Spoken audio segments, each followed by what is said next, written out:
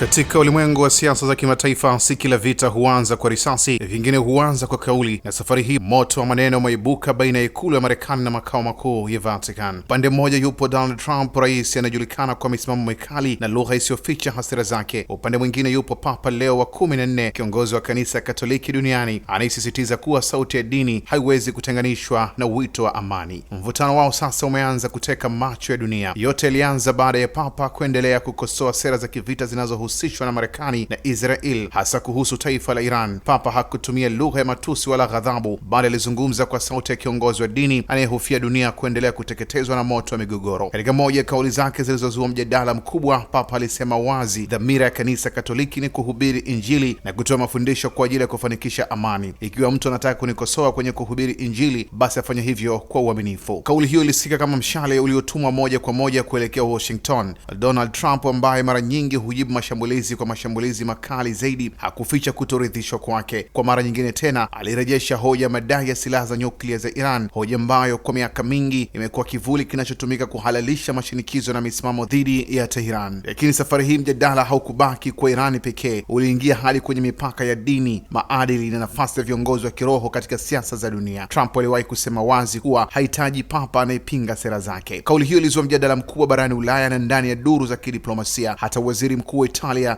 Giorgia Meloni aliona kauli hiyo kuwa imevuka mipaka ya heshima kwa taasisi ya Vatican. Ndani ya kuta za Vatican, msimamo wa Papa umeendelea kubaki ule ule, kwamba vita haviwezi kuwa suluhisho la kudumu, kwamba ulimwengu wenye silaha nyingi kuliko hekima huenda ukajikuta unajenga moto ambao hautachagua nani wa kumuunguza. Na huku mvutano huu ukiendelea kupanda, macho sasa yanaelekezwa katika ziara waziri wa mambo ya nje wa Marekani Marco Rubio anayetarajiwa kuwasili hii leo huko Vatican. Wachambuzi wengi wanaamini kuwa ziara hiyo haitakuwa ya kawaida, itakuwa safari inayobeba uzito wa diplomasia, dini na siasa kwa wakati mmoja. Katika zama ambazo viongozi wengi huzungumza kwa lugha ya nguvu, Papa ameendelea kusimama na kauli moja: siwezi kuunga mkono vita. Na huenda kauli hiyo ndiyo inayoendelea kuitikisa zaidi Washington kuliko hata makombora ya Iran. Abdullahi Mashi, Kishki TV.